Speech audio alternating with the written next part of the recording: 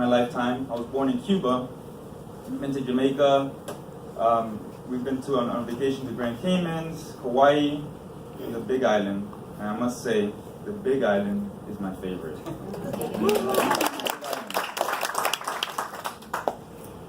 So I want to start with a story. About several years back, we were in the back porch talking to a neighbor, and she said, "So what's unity about?" So then Pam and I, we fumbled through.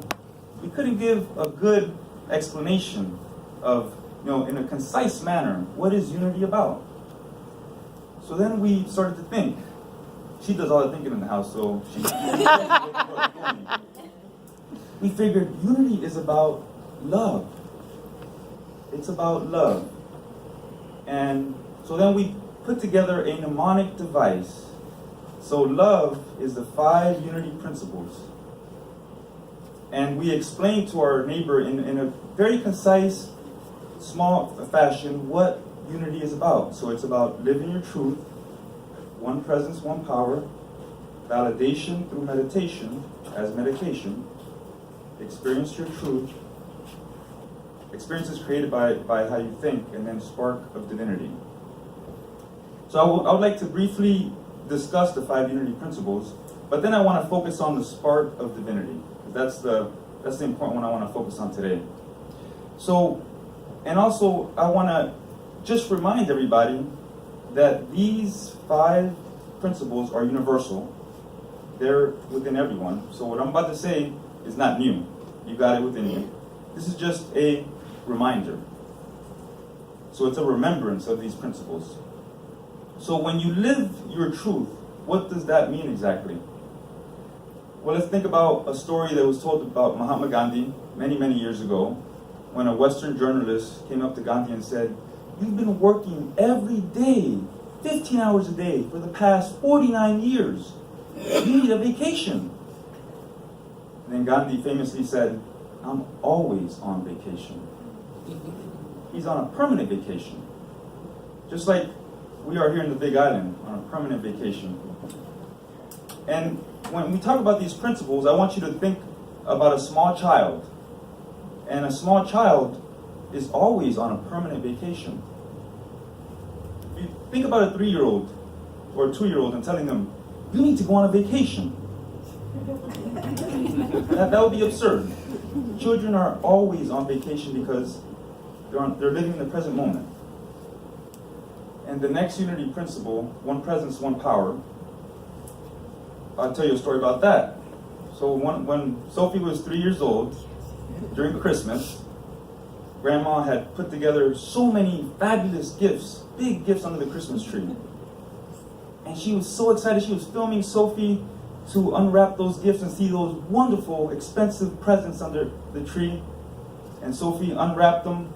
And then she was thrilled and enthralled and so happy with the wrapping paper.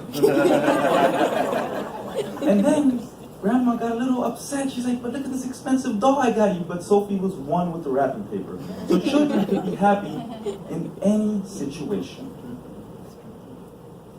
Now let's think about validation through meditation as medication. What does that mean exactly? It means you are living in the present moment. That's what that means. That's where you heighten your connection with the divine, with God. Now, let's think about being with a baby or a small child. Anybody been with a baby or a small child in their life and realize that you have to be fully present? If you are distracted for a moment, doesn't that small child bring you back to the present moment? So they're living in that presence. And experience is created by thought. This is what we do in unity. We create our own reality. We know that. But I'll share with you a couple of scientific research that we know from decades ago. Is the nun study in the 70s, where there was 180 nuns who entered the convent, and the average age was 22. And the positive nuns, based on their journal entries over decades of study, the positive nuns lived on average 10 years longer. So we know that when we're positive, we can shape our reality and live longer. And also there's a classic study, the paraplegics and the lottery winners. And this was a 1978 study. And 1 year later, the paraplegics and the lottery winners had the same level of happiness. In fact, the paraplegics in this study were happier than the lottery winners because they enjoyed the simple pleasures of life. Drinking tea with family members, having a conversation, watching TV brought them happiness. Spark of divinity in everyone. I want to share a brief story. I was talking to my son Boone, who's aspiring to be an astrophysicist, the other day. And we were talking about, he was actually sharing with me some facts about the microbiome. Anybody know about the microbiome? It's in the news a lot. The microbiome is basically all the bacteria that live on our body, inside of us and on our skin. And in fact, scientists have discovered that the microbiome, there's trillions of bacteria living on our body. In fact, it outnumbers us 10 to 1 in terms of how many cells of microbiome there is. And Boone was telling me about that, and he was telling me about how in the future, police and FBI will be able to go into an empty room and sample the air, and there'll be a microbiome bacteria cloud, and be able to identify the criminal that was in a room. So he was sharing with me all these facts, and he started talking about dark energy and dark matter, and how scientists can only measure 5% of the visible universe. The other 95% is dark energy, dark matter. We don't even know what that is. He was telling me all these facts, and then he said something important. He said, "Dad, I can't talk to my friends about some of these topics." And I thought that was interesting. I was thinking, when we're children, small children, we have an intellectual curiosity. We have this inquisitiveness. And somewhere along the line, we lose this. And why is that? I want you to contemplate that for a moment. Why is it that intellectual curiosity that we all have about asking the deep questions about life, the meaning of life, why is it that we sometimes, as adults, we lose that? Einstein famously said there are only two ways to live life. One as if nothing is a miracle. The other is as if everything is a miracle. Now, we know that children, they function under the paradigm that everything they see is a miracle. Everything in life. They have this inquisitiveness, this intellectual curiosity. Think for a moment when that may have been lost growing up for folks. I think back for myself, perhaps it was through some orthodoxy, perhaps it was some religious belief, perhaps it was just through, brainwashing, through the bondage of like a 9-to-5 job, having to work and not having time to think.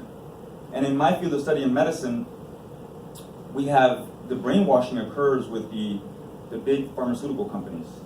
They'll come and try to brainwash doctors to prescribe a certain medication. And in fact, that now is illegal. You can't do that to medical students and residents in training, because if you do that, those doctors get brainwashed, and then they'll be prescribing that pharmaceutical pill.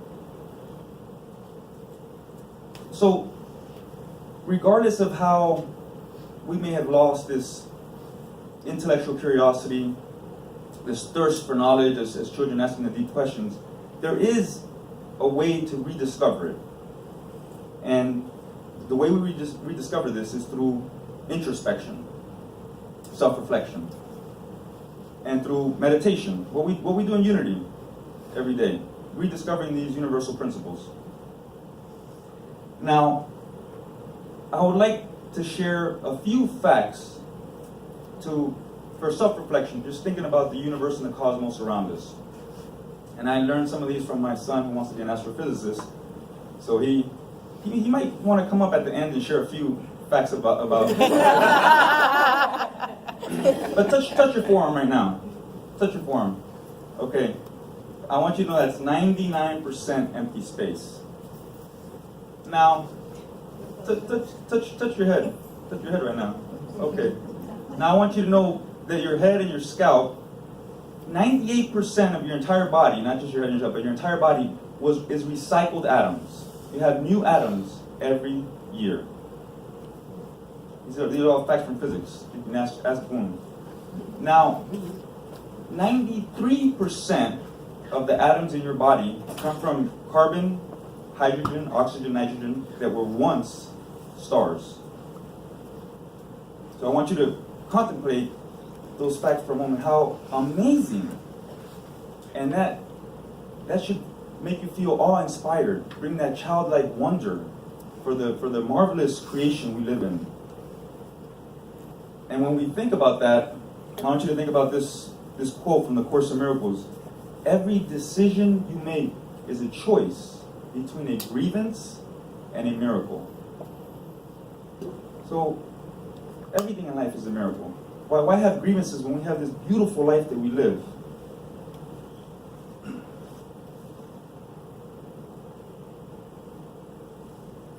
So whenever I have any grievance in my life, any melodrama, you think about these big questions that children are constantly asking, and it brings you back to the present moment.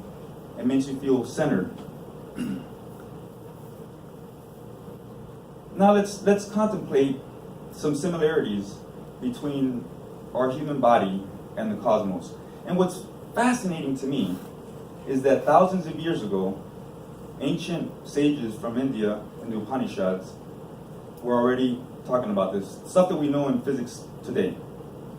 And this quote comes from the Upanishads: as is the human body, so is the cosmic body.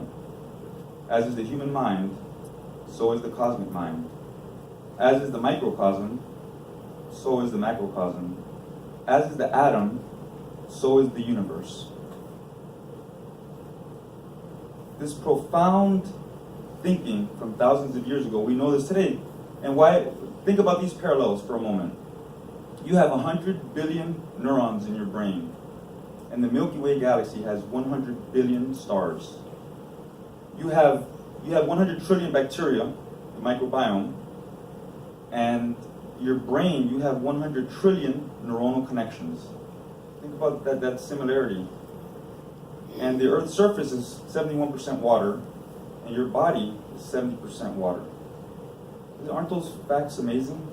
Just to contemplate. So when we harmonize our daily rhythms, our sleep cycle, our time to eat, to play, to exercise, to rest, when we harmonize with the universe, we are creating health in our body. Very, very simple concept. When we are not, we're creating ease in our body. And when we're out of balance with the daily rhythms of the earth and the universe, we create disease. This is an ancient concept in Ayurveda. Now, today, I briefly shared with you the 5 unity principles that are universal. They're within children. And it's a reminder for us to rediscover and remember these principles and to live them every day. And one of my favorite words that you guys may be familiar with is namaste. You guys familiar with the word namaste? So the light within me salutes the light within you, honors the light within you. And now when we know that we're all made of stardust, we have that special connection, that deep connection. And I was doing some research on the word aloha. Aloha is such a beautiful, beautiful word. So many deep meanings, but one of the meanings from the elders for many millennia ago is aloha means God in us. So when I think of aloha, we're talking about God in us, which is that spark of divinity. So we all know we have this light within us when we're greeting each other with aloha. So, in conclusion, during this holiday season, this wonderful song sang by Maria is basically saying that we're reconnecting with that spark of divinity within us. And it's not about the materialism, like she said, it's about what we have within us, rekindling that star light. And during this season, we're developing that desire to experience the 5 unity principles that we're all born with. And we're all we all are born with one of my favorite words is Satchitananda, which is we have pure, true existence, pure knowledge, and bliss absolute. How many in this room does not want to experience bliss absolute? Raise your hand if you don't want to experience bliss absolute. Okay, good. So, and when we look at children, they are experiencing bliss absolute in every moment. And also, we see this reflected in our companion animals, our pet dogs. We see that pure existence and bliss absolute in our companion animals. So I always like to keep that reminder: existence, knowledge, bliss absolute. When we live under this paradigm of the 5 unity principles that all children live every day, we see all of life as a miracle. And I would like to share one poem that I wrote this morning in conclusion that first for my children. My children wanted me to write this little poem. There's a spark of divinity that shines bright in everyone. We all come from the star light. Next time you get into a trivial fight, think back and honor your birthright. The 5 unity principles. All right?